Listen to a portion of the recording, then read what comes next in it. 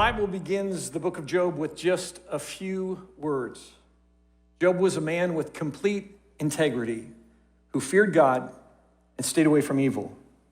He was rich and he had a great family. Even when his kids were grown, they loved to hang out with each other. And Job had incredible wealth. Satan's perspective was that Job's deep relationship with God was only because of how good God had been to him, because of how good his life was. But God knew that wasn't true. And so God gave Satan permission to take everything away from Job that appeared to make Job, that created his identity. In a period of minutes, all of Job's possessions, his livestock, his crops, his servants are gone. And as he's trying to make sense of that, in that moment, he learns that a tornado has struck the building where all of his children were, and his 10 kids died. The end of chapter 1 says this: Then Job got up, tore his robe, shaved his head, and fell to the ground and worshiped. He said, Naked I come from my mother's womb, and naked I shall return there. The Lord gave, and the Lord has taken away. Blessed be the name of the Lord. Despite all of this, Job did not sin, nor did he blame God. Have you ever waded out into the ocean and been pummeled by wave after wave? You get knocked down, and just as you start to regain your feet, another wave hits you and sends you crashing into the sand. Can you imagine Job's grief, his loss, his pain as piece after piece of his life was taken from him? What else could go wrong? Job chapter 2 starts this way. One day the members of the heavenly court came again to present themselves before the Lord, and the accuser, Satan, came with them. Where have you come from? The Lord asked Satan. Satan answered the Lord, I've been patrolling the earth, watching everything that's going on. Then the Lord asked Satan, have you noticed my servant Job? He's the finest man in all the earth. He's blameless, a man of complete integrity. He fears God and he stays away from evil. And he has maintained his integrity, even though you urged me to harm him without cause. Satan replied to the Lord, skin for skin.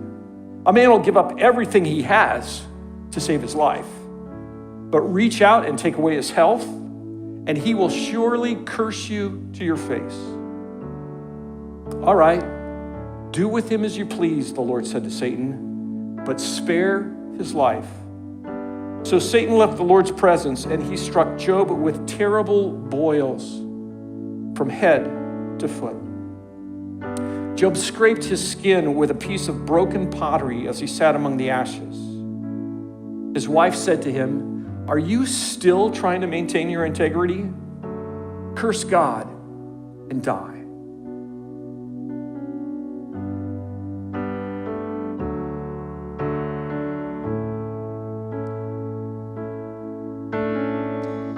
You say you're near to the broken.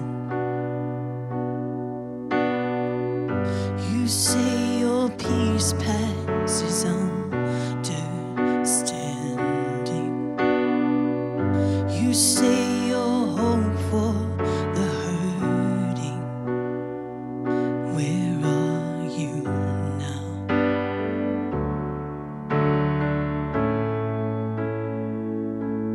Come close. I'm on the verge of breaking. Come close. I'm desperate for your presence. Come close. The weight of pain is crushing. Come close.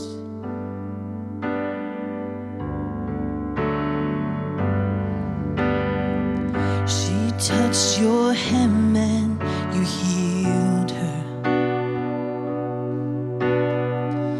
You opened eyes with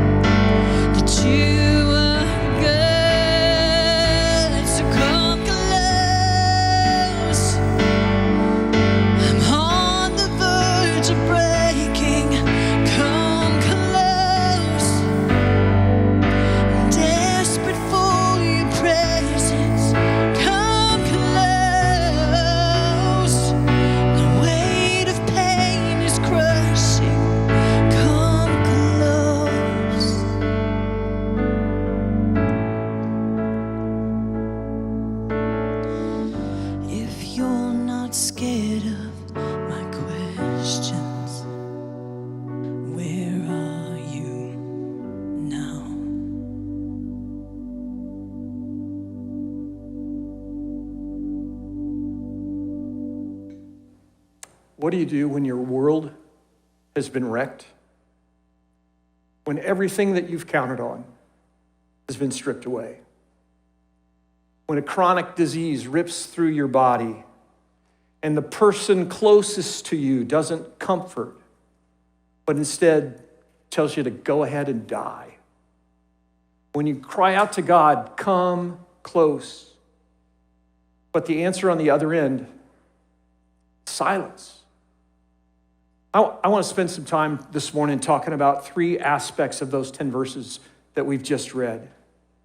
How do you respond when your body has been hijacked by disease? How do you respond when your spouse rejects you and blames you for their pain? And really, the heart of the message is this: does God exist only to bless us? Statistics say 1 in 3 of us will have cancer at some point in time in our lifetimes. Over 600,000 Americans died with cancer in 2022. Nearly 1 in 6 people in the world suffer from neurological disease, from Parkinson's to Lou Gehrig's to multiple sclerosis to epilepsy. Nearly 7 million people in the world will die this year from one of those diseases. What do you do? How do you respond when you or someone that you love receives that kind of diagnosis? I think our immediate reaction is that we try and figure out why we were selected to win that kind of lottery. We blame ourselves. Why did I smoke all those cigarettes? Why did I work in the factory all those years, exposed to those chemicals? We blame ourselves. We want to blame somebody else. We say, why do I have that genetic makeup? Why didn't my parents move to a safer environment? Why did that person expose me to so much secondhand smoke? And I think that we blame God. Why did God allow that to happen to me? What am I being punished for? Does God not care about me? Is he distracted? Does he just not like me? Is God just plain mean? While there are some times that I think our actions, the choices that we make, create natural consequences that show up in our body, that's not the case with Job. The boils that plague his body from the top of his head to the bottom of his feet are not because of anything that he's done wrong. Theologians have put forth a number of guesses about what that disease was that actually afflicted Job's body. Scripture describes them as boils or ulcers, infections that oozed continuously. Some theologians believe it was leprosy. Others recently in history have said maybe it was elephantitis. There's an autoimmune disease that's characterized by repeated bacterial infection of the skin that is known commonly in the medical community as Job syndrome. We don't know for sure what it was, but the sores were so irritating and so constant that all Job could do was sit and scrape his skin to try and find comfort. What most healthy people don't realize is how isolating disease can be. When a person is diagnosed and their immune system is compromised, either by the disease or by its treatment, the most natural response for the person is to withdraw from relationships, to withdraw from society, to withdraw from the activities that once were the center of their lives. They don't just lose contact with others, they lose their identity. After all, who wants to hang out with someone who can't do the things that were the core of what brought people together? Job experienced that isolation. When verse 8 says that Job sat among the ashes, it's not just a description of the physical stuff that was around him. It's describing a location. When it says that he's sitting among the ashes, it's saying that he was outside of town, that he was on the banks of the town dump site, removed from interaction with people. My grandfather was a farmer, and my wife grew up on a farm. That describes the sum total of my farming experience. Both farms had a specific place far from the house, far from the road, that was called the burn pile. Things that were worn out, things that were no longer usable on the farm, were taken there to burn. It didn't matter if it was household trash or a mattress or worn out tires, unused shingles, dead trees. If it couldn't be used and it was taking up space, it went to the burn pile. Those two farms, my grandfather's and my wife's farm, are probably the reason for global warming. Because when the burn pile was burnt once or twice a year, it would burn for days. That's the way it was for towns and cities during what we call the Bronze and Stone Age when Job lived.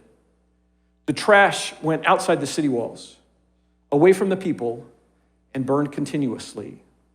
When it says that Job was sitting in the ashes, sitting on the ash heap, he's outside the city, away from the people, isolated with burning refuse. It's a far cry from his place of prominence as a rich and influential leader that you read about when the book of Job begins.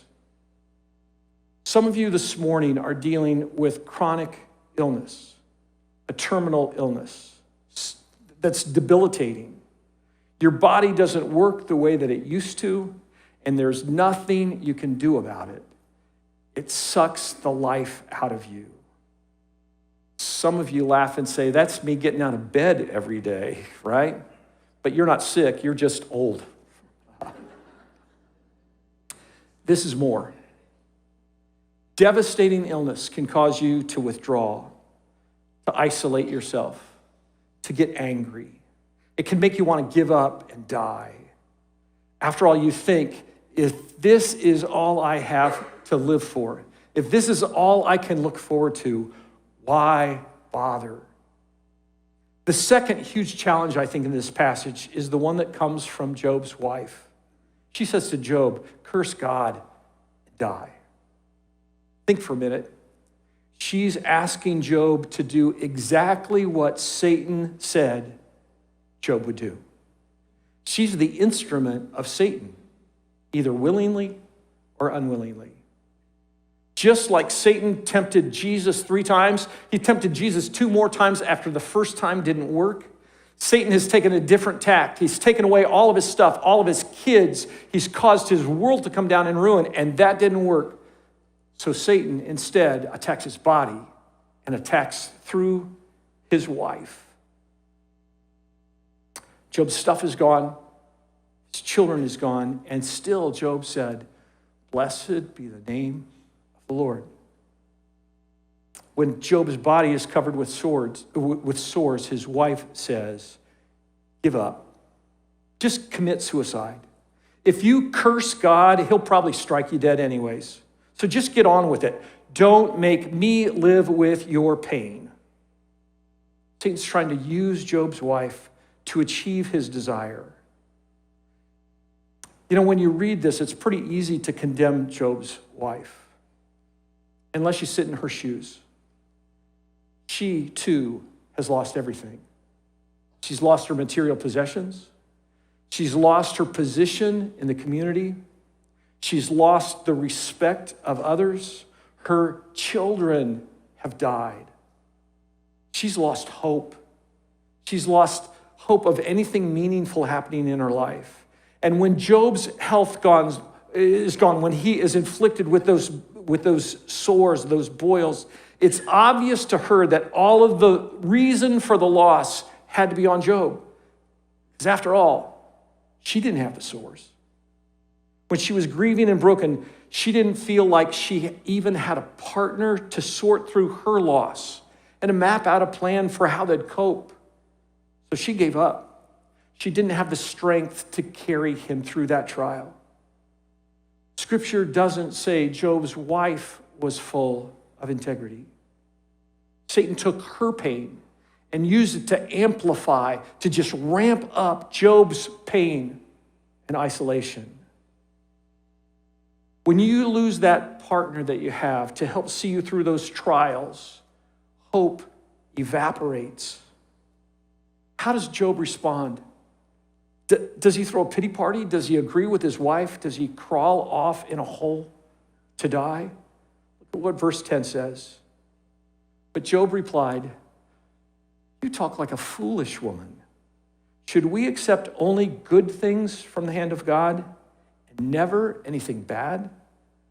So in all this, Job said nothing wrong. Here's the truth of Job in this second chapter. The blessings that we receive from God are from God. It's at his discretion that we receive them. He is God. It's his to give. It's his to take away. We had no control over when we were born or where we were born. We had no control of whether or not we would conceive children or whether that baby might die in the womb. We have no control over whether our idea at work, that sales pitch, would reach the decision maker and be able to be implemented. Would they be able to take it and make it profitable, or whether it would just die on the vine? We had no control over the teachers and professors who would impact our lives. We had no control over whether our eyes work or our nose smells or whether our sense of taste works. We don't have control over any of that. We have no control over whether it rains or snows, whether it's 110 or negative 20, whether it's clear or cloudy, windy or calm.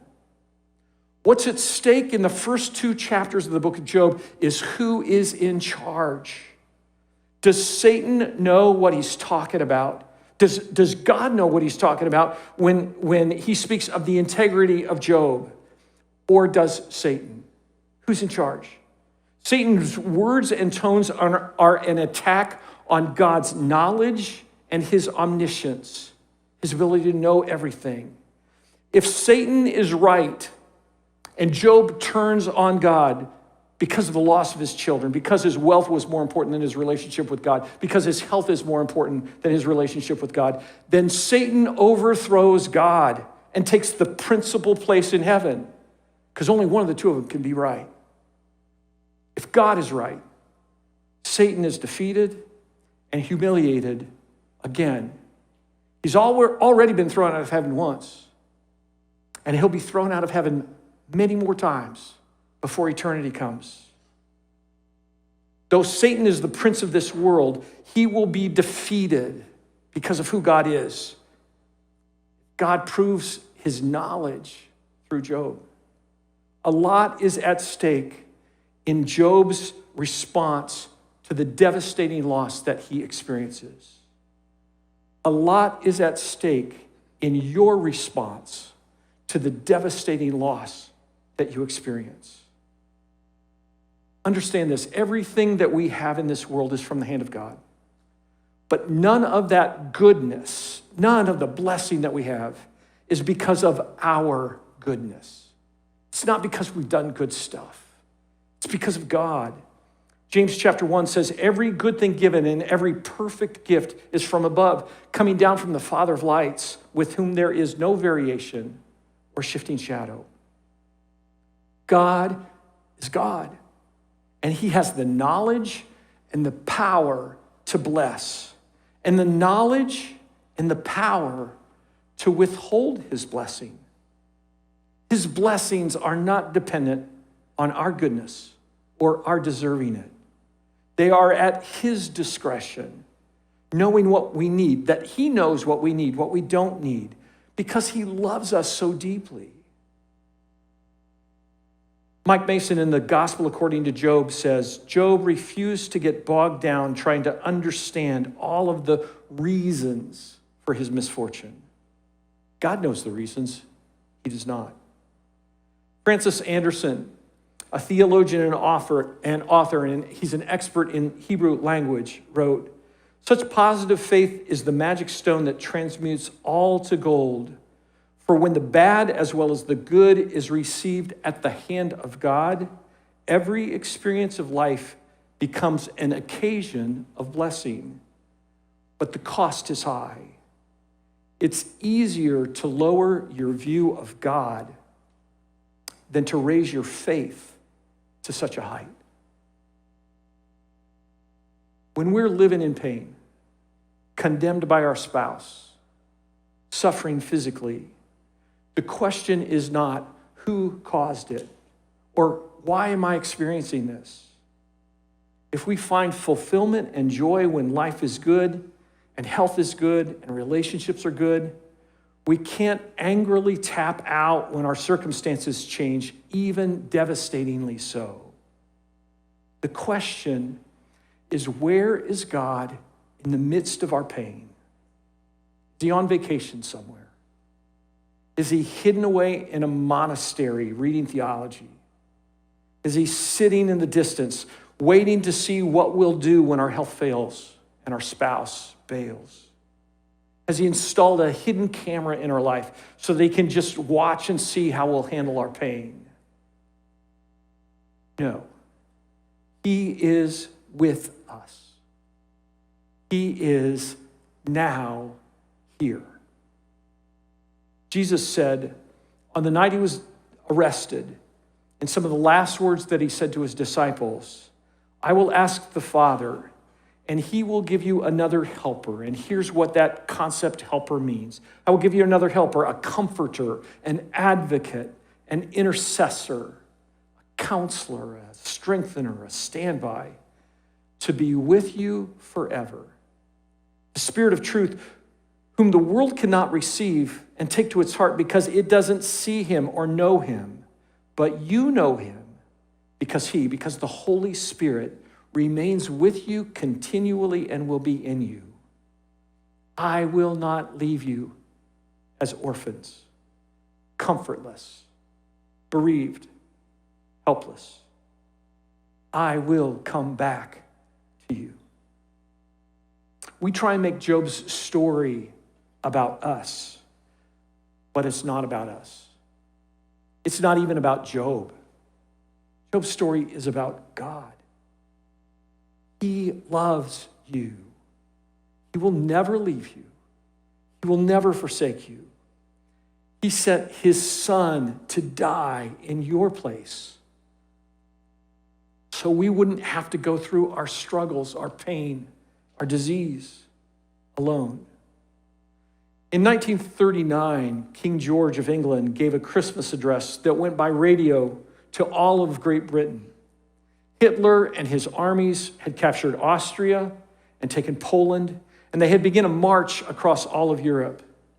England was fully aware of the likelihood that they would experience death and destruction from Hitler.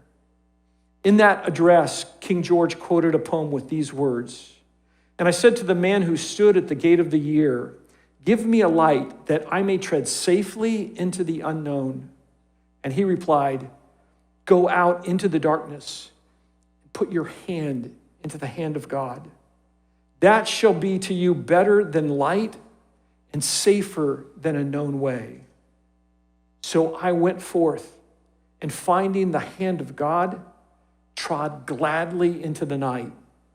And he led me toward the hills and the breaking of day in the lone east. Those dark days of England, they came for the rest of the world as well. Corrie ten Boom was a young girl in the Netherlands when the Nazis invaded Holland. The ten Boom family helped facilitate the escape of Jews from the Gestapo for nearly 4 years. When they were discovered, the family was arrested, and 10 days later, her dad died. Corrie and her sister Betsy were sent to a concentration camp. Just before Betsy, Corrie's sister, died at the camp, she told Corrie, there is no pit so deep that God is not deeper still. Corrie would later write, you may never know that Jesus is all you need until Jesus is all you have. When your stuff is gone, when your children have died, when your health fails and your wife fails, Jesus is all you have. This message is real. It's real in my life. It's real for you guys. We face stuff that make no sense to us. And the question for us when we say, God, why are you doing that? It's not about why God is doing it. It's about where is God, and he's right there with us. He walks with us through the storm. He sustains us when we don't think that we can take another breath. He gives a glimmer of hope when we think that there is no hope. I want to finish this morning with a time of prayer. If this morning you feel like God is distant, or that you're being battered by waves that you have no control over, we want to pray for you. If you're experiencing health issues that seem daunting or hopeless, we want to pray for you. You feel like you're married to Job's wife, we want to pray for you. The song that Jamie sang and Tricia danced to at the beginning of the message, it's a cry for help. Come close. I'm on the verge of breaking. Come close. I'm desperate for your presence. Come close. The weight of pain is crushing. Come close.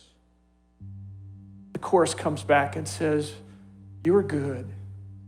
You are good. I believe that you are good. You are good. You are good.